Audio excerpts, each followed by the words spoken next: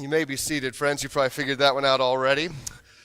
So we are continuing in our message series. In fact, we've been talking about this path, this race, if you will, of generosity.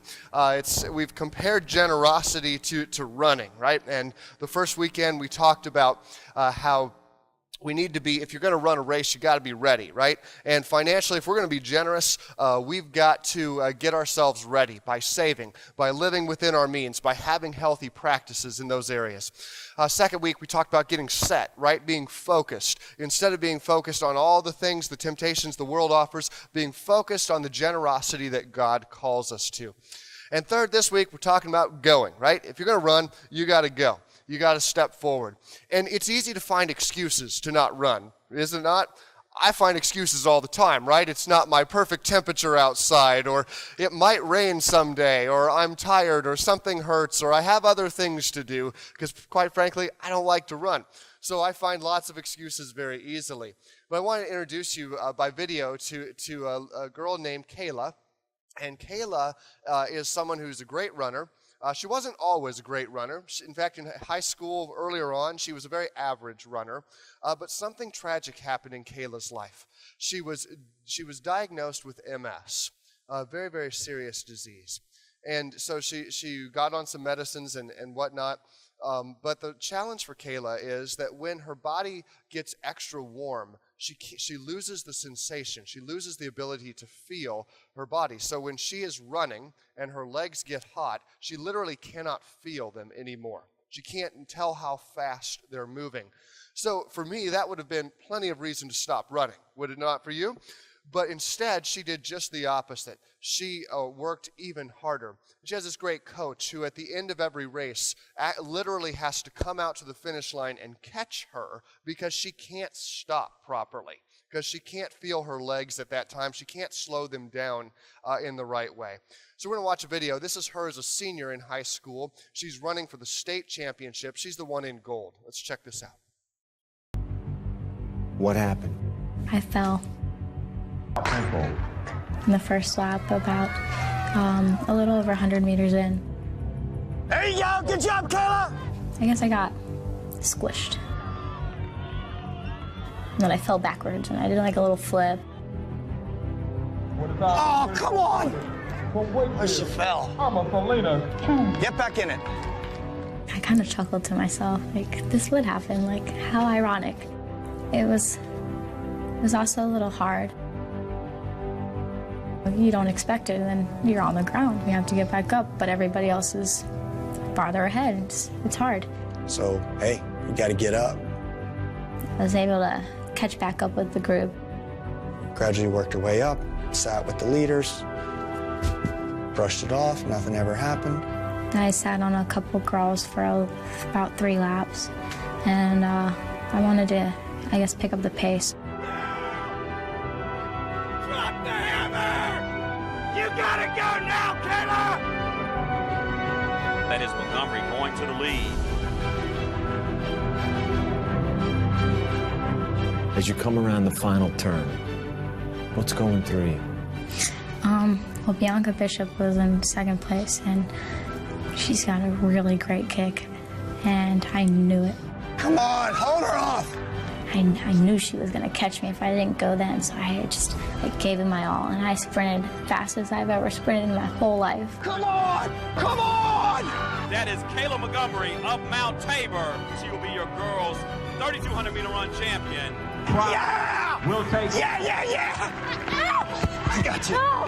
You did! Little Bob! I crossed that line, and I was so happy. Help me! Help me! Please! Please! Help me! I couldn't have asked for a better finish or a better end of my senior year. Isn't that amazing? I mean, that's some serious sacrifice right there. She had all the excuses in the world to not run, and yet she made the sacrifices not just to run, but to be the best. She used her challenge, she used her disability to motivate her to be better than she was when she didn't even have that disability. I think that's pretty incredible stuff. And you know, generosity requires sacrifice. Just like Kayla's running requires sacrifice, for us to be generous, it requires sacrifice. Because there's lots of other things that we can do with our resources than to be generous. Lots of ways we can just kind of use it all for ourselves instead of to be generous and to share with others. But we as a church, of all churches in the world, we should be one of the most generous because we have this incredible history here. Some of you know about this, but Stillwater, our name was not originally Stillwater. We've been here since the mid-90s, but Stillwater has existed for many, many years, many decades, over 100 years before that. Our name was Riverdale Church. We were located in Dayton. At one time, we were over 400 folks in that location, and in time, some challenges came. The building gets older, costs go up, the neighborhood got less and less people, folks started to kind of move away. Various things happened. We found ourselves dwindled down to about 40 people. And we were struggling to pay the bills, so all these kinds of things were challenging. And so, but one day, I'm told that someone was cleaning in the basement. And as they were cleaning, they found a box. They opened the box, and in it they found General Motors stock certificates. Remember back when you used to actually have the certificates? That tells you these are old, right, from quite a while back. And they looked at those, and they assessed the value of them, and it was $1 million. That's pretty amazing, right? If you're a church of 40 people and you find $1 million laying in the basement, you've got it, right? I mean, at that point, you can just choose to invest that. You can live off of the interest. You can pay the building costs with that. You don't need to grow. You don't need to reach people, right? Because you're all set there, and life's going to be just fine. And that's what a lot of churches choose to do, just to be cozy and comfortable and stay put where they're at. But not Riverdale. They made a very different decision. They courageously decided that God was calling them to relocate to the place where you and I are sitting this day. They purchased this land. They built the building that's down the hallway from us, kind of the center part of our building. And they moved here for one purpose, and that is to reach new people for Jesus Christ. They could have stayed where they were, had the same cozy group, but they didn't do that. Instead, they came here, and virtually every person in this room, minus I think we still have 10 to 20 or so maybe, who probably not even that high, who were around back then, virtually every person were here because of their generosity, their courage, their willingness to say, we want to just not exist for ourselves, but we want to utilize that to reach new people for Jesus. Hundreds of people know Jesus now who wouldn't have known Jesus were it not for those decisions. Reminds me of Matthew 13:44. Jesus said, the kingdom of heaven is like a treasure that a man discovered hidden in a field. In his excitement, he hid it again, sold everything he owned to get enough money to buy the field and to get that treasure too. You get that? He's working in the field. It wasn't his field. He finds this treasure, puts it back in the ground, and goes sells everything he's got. Because he says, this one thing, it's worth more than all the stuff I've got, so I'm going to sell it so I can have this. Riverdale gave everything. We've made changes here, lots of changes. Changes are challenging. But the truth is, our changes compared to theirs were pretty small. They sold the building, right? The place where Grandma and Grandpa got married, the place where the kids got baptized, the place where folks we know gave their life to Jesus. They sold that. They came here so that you and I could experience Jesus here. It's a big sacrifice in order to reach folks for Jesus. There was a guy in the Old Testament, his name was King Ahaz, bad king. He led the people astray, led them in directions God didn't want them to go. The temple was basically shut down. They weren't doing religious services. They weren't offering sacrifices. In fact, I mean, imagine that. Imagine if like 10 years from now, this building just sat empty. Every Christmas Eve, nothing. Easter morning, it's dark. How tragic would that be? And that's exactly where they were at. They were neglecting their faith. And so Ahaz, he died. His son Hezekiah took over. And Hezekiah brought incredible reform to the country. Hezekiah inspired the folks to go back, to open the temple up again, to clean that place up, to start offering sacrifices, to tear down the pagan temples, places where they would worship, and instead to turn their eyes back on God. 2 Chronicles chapter 31, we'll start here in verse 3. The king also made personal contribution of animals. In addition, he required the people of Jerusalem to bring the prescribed portion of their income to the priests and Levites, so they could devote themselves fully to the law of the Lord. The people responded immediately and generously. The first of these tithes, remember tithe means 10%. First of these tithes were brought in the late spring, and the heaps continued until early autumn. When Hezekiah and his officials saw these huge piles, they thanked the Lord and all his people Israel. Where did this all come from? Hezekiah asked the priests and Levites. And Azariah, the high priest from the family of Zadok, replied, since the people began bringing their gifts to the Lord's temple, we've had enough to eat and plenty to spare, for the Lord has blessed his people. Okay, so the people responded generously. They had been doing nothing, and they stepped forward and responded with great generosity. And God used it to do amazing things. And how does a church go? How does a church step forward? Well, what's our limitations? I mean, we serve an unlimited God, right? A God who can do anything, everything. A God who's got all the power, all the resource in the world. The truth is, our only limitations are self-imposed. I mean, what does it look like for Stillwater to step forward more in ministry? It's you and me to step forward more in ministry. Because God's brought us here for this time. God's brought us here to do incredible work so that the people of Dayton, of Ohio, this whole world can know more about Jesus. We can do more together, church, than we ever could on our own.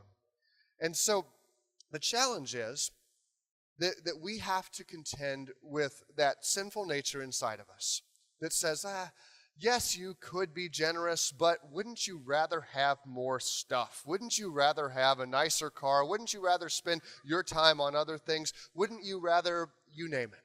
And there's a million temptations out there. And friends, if your joy is in the God of money, then you're never going to have reason for generosity. You won't. If your primary joy is in your stuff, you'll find yourself living a very self-centered life. Because there's always more stuff you can buy.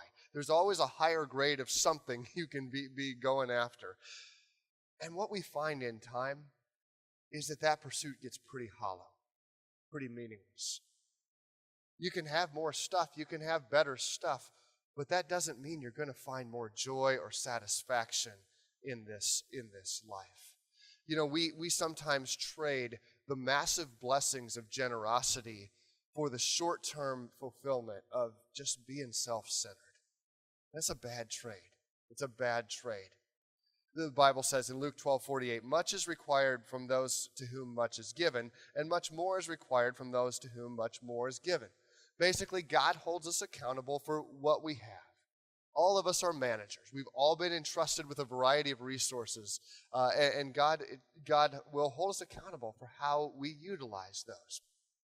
We're going to do an illustration. I did something like this just a couple years back, and a bunch of people said they liked it because it helped them understand the church a little more.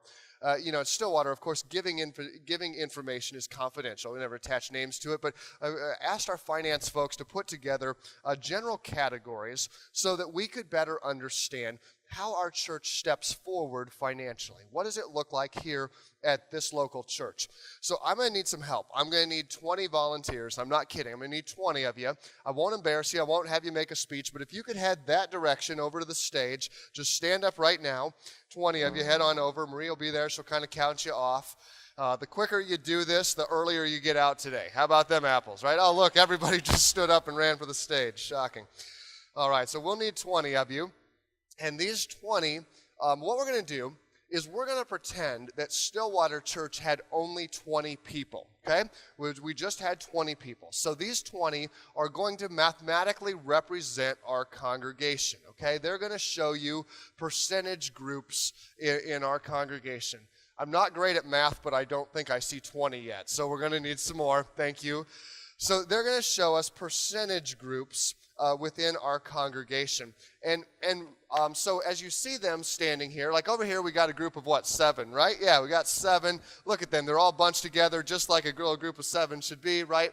And so we've got them here. Now these 7, you'll see Jeff, I got to have you hold that up. Thank you. So Jeff, you see, is holding a sign that says 1%, okay? So you mathematicians know that 7 is not 1% of 20, right?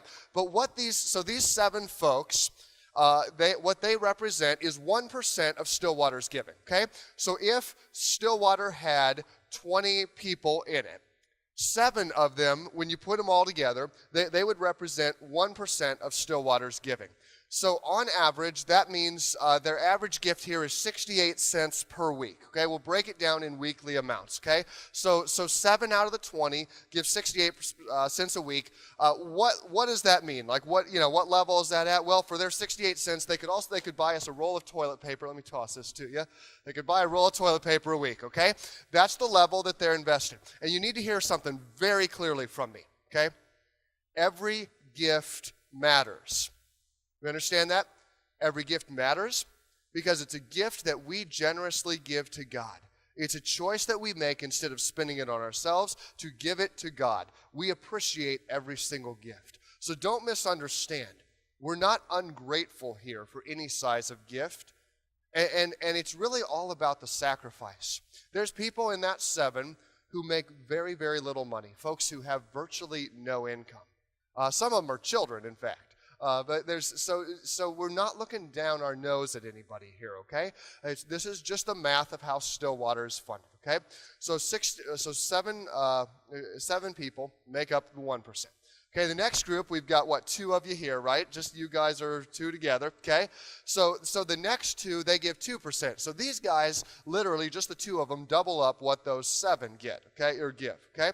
So they make up 2% of it. Their average gift per week is $4.05, okay? $4.05. That would buy you a nice cup of coffee, Boston Stoker, right? Can I toss this to you? It's not full, I promise. Bad joke. Okay, so $4.05. The next group, we have 3 folks here. The 3 of them represent 5%. So again, doubling up what the former group does. Their average gift is about $9.40 per week. And in this group, they get there's a lot of things that they could buy, but they buy, we'll just use nail polish, right? You look like you could use some really nice nail polish. That's beautiful. Purple will look outstanding on you, okay? So it has us at $9.40 a week. Now, the next group here, these 2, you see, they represent 7%. Okay, so these 2 represent 7% of the annual giving. Theirs would be about $19.05. What we could buy a nice piece of sporting equipment here. I won't throw it at you. I'll pass it to you. Okay, so $19.05 a week. So that's that. Now, as we move over, you're going to notice the percentages increase significantly, even though the number of persons actually decrease. So the next group here, we have 3 folks. They make up 19% of Stillwater's giving. Their average gift per week is about $36 per week. Okay, so they could take a family out for fast food afterwards, right? Family 4 or 5. Depending how much you eat. Hate to break it to you, but there's no fast food in there, sorry. Or maybe the Saturday night crowd ate it, I don't know. But regardless, so they represent about that much, okay? That's that group. Then moving over, the next group, just 2 folks, represent 32% of Stillwater's giving, okay? Just 2 out of the 20 represent 32%. That would be an average of about $95 per week. So we could step up the restaurant here. We go to a nicer place like Longhorn or something like that, right? So you could take the family out for a nice dinner or something like that. Or if we let's put it in other terms, I prefer car terms, they could lease a new 2016 Honda Accord, okay? So that's what they could be in, perpetually leasing a car forever. They'd never own the car, that'd be a bad investment, but you know what I'm saying. So they could be in that because it's about $412 per month. And then our final group, well, shouldn't say group, Trudy, it's just one. It's one out of 20, that's about 5%, gives 34% of Stillwater's giving. Their average is about $227 a week. It's about $984 per month, about $984 per month. And some of you may be sitting there thinking, I bet there's somebody. There's got to be that one person who gives like $1 million here, right? And they skew all the numbers. That's actually not true. The top end of Stillwater's giving, I think, is in the low $23,000 range, something like that, okay? So there's no one person who's like single-handedly funding this church, okay? You got to understand that. This is a diverse group, many different ways. The funny thing is, with most of them, you wouldn't know it by the car they drive. You wouldn't know it by the house they live in because they're kind of those millionaire next door type folks that they live beneath their means. so they can give very generously. And they make a lot of sacrifice because for this giving, they could afford to lease a new Mercedes E-Class, and they could stay in that. Okay, that's pretty nice giving. Here we go. In fact, I even got the keys for you, Trudy. So, yeah, I know. Just glad you came to church. Unfortunately, that's actually the keys to my 2000 Pontiac. Sorry, but it's like a Mercedes in many ways, But anyway. Now, we use this illustration because, again, every gift matters. It really does. But the fact is, folks, that here we have what almost half of the group that makes up 3% of our giving, okay? So if you look at half the room, I won't say which half of the room it is, right? That'd be unfair. But if you look at half the room, we carry about 3% of the load. And then you look over here at 3 out of the 20, and we make up, 66% of the giving, okay? So what we understand then is, by looking at this, is that all the resources needed to do ministry are right here, okay? They are. We sometimes say, oh, it's the economy, or it's the, we don't have enough wealthy people. No, this is not true at all. It's all right here. It is. It's all our decision. God has brought in all the resources that we need. In fact, we have always had that. We went through some tough financial challenges. 2008, 2009 didn't help us. But the truth is, it's always been here. It's up to us, church. It's up to us. God has given us this incredible challenge to be a generous people. And God has provided all the resources. What does it look like for a church to step forward? It's when you and me personally choose to step forward. You can set these things down right where you're at, head on back. Let's give these folks a hand. We appreciate each one of them. It's when you and me personally choose to step forward, because every gift matters. You've got in your bulletins there this little yellow chart. We had it last week. I referenced it. You can look and find your family's weekly income. And then I challenge you to kind of look out on the chart and say, where does that put us? What percentage, thank you, would that be of our weekly, what percentage would we be at? And maybe you're here and you're saying, yeah, I'm at like 1%. So you talk about tithing, that's 10%. That's crazy. I can't do that. I'd lose my home. Well, maybe God's calling you to take the next step forward. What would that be? What would that be? Some of you, God's calling, though, to step forward to tithe. We've done this before at Stillwater, and we do it every year. And what we do is we say, you know what? God says in the Bible, test me. Malachi chapter 3, verse 8, he literally says, test me in this, says the Lord Almighty, and see if I will not throw open the floodgates of heaven, pouring out so much blessing that you'll not have enough room for it. God says if we tithe 10%, look out. He's going to bless us. And that doesn't mean, I'm not promising you that you're going to have, you're going to just be ridiculously wealthy, that you're going to just get some massive promotion, whatever. In Jennifer and I's life, we've never found something like that. We've always tithed, but quite frankly, God has taken care of us by very normal means. And yet, what we've found is that as we've been able to grow in that generosity, the way that God has changed our hearts and God has changed our lives, we wouldn't trade it for anything. Our favorite gift, our favorite check that we get to write, actually we do it electronically, but our favorite transaction that we get to make every month has always been our tithe. And that's true long before we were working at a church. Sometimes folks say, okay, pastors, it's cute you all talk about this, but you work for the church. You probably don't give anything because you give your time, whatever. And let me tell you, that's not the case. We would never want to avoid giving because we know the benefit that it is for us. Those of you who do this, you know very well the personal benefit of putting God first in your life, of saying, I want to set the resources aside and I want to instead have my focus on Jesus Christ. Our life is so much better. And when I've told you before, when I was in seminary, we made $13,000, right? So our tithe was $1,300 a year. It was not a huge amount, but it sure felt like it, let me tell you.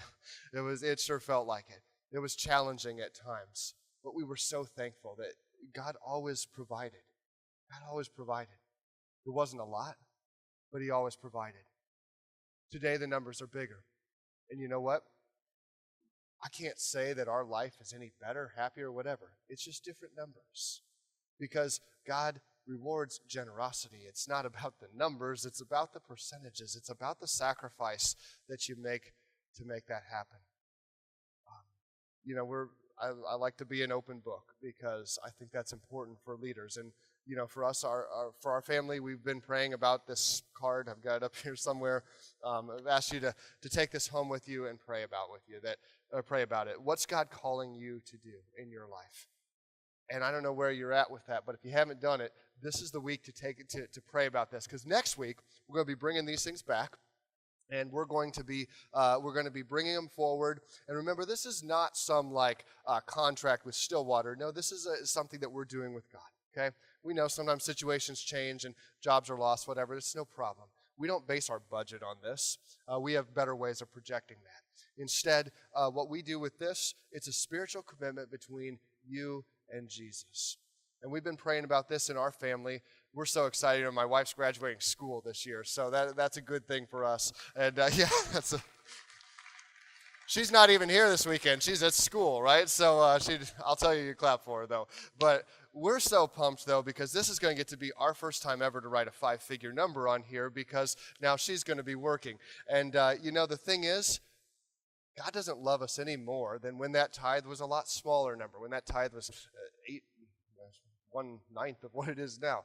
It's not about that, friends.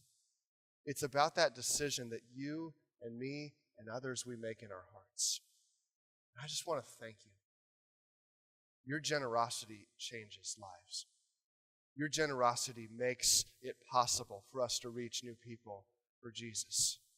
We get to baptize folks on a regular basis around here. That happens because of your generosity. This year, we're giving more to local Dayton missions than we've given in many years, since 2008, in fact. And the reason is because of your generosity. We're getting to step up our United Methodist giving. We've got a ways to go there. We've got quite a ways to go. But we're going to do more. Last year, we did $20,000. This year, it's going to be at least $30,000. And I'm expecting this church to do even more. Now, here's the challenge. Since 2007 to 2011, we should have been paying roughly $85,000 a year. The only amounts we were paying were monies that we paid out of savings. Effectively, we were paying zero out of our offering plate for that. It's not a good long-term plan. 2012, we set this vision that we're only going to pay monies that we have because we were going to be bankrupt in 18 months. Okay, that ain't going to work.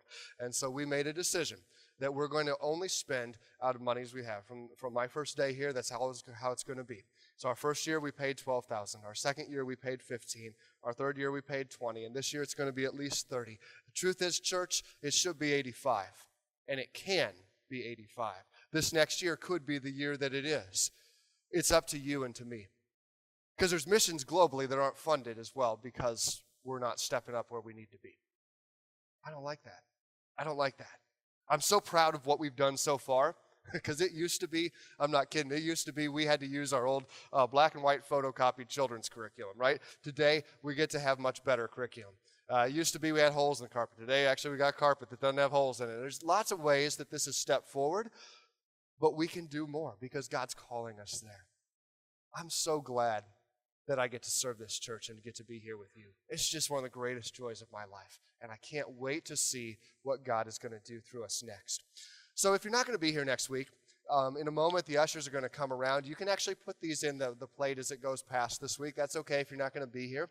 But if you'll be here, please bring them back next week. Pray over that as a family. Also, next week, get your connection card right now. This is really important. Next week, we're going to have an awesome Thanksgiving dinner over at the Y campus after our 11 o'clock service. It's a little tradition of ours where we give thanks to God together for the incredible work that God is doing here. And we ask God to lead us more and more into the future. But here's the deal. It's a catered meal. So if you don't sign up, you might be kind of hungry, okay? So we need you to sign up today. And a bunch of you have, but a bunch of us are procrastinators. And, we still love you, but today's the day, right? So get the card, put your name on it. If you're coming next week, check the box. Let us know how many. We want to be ready for you. Would you pray with me? Jesus, I thank you for this incredible church. I thank you for each person in this room.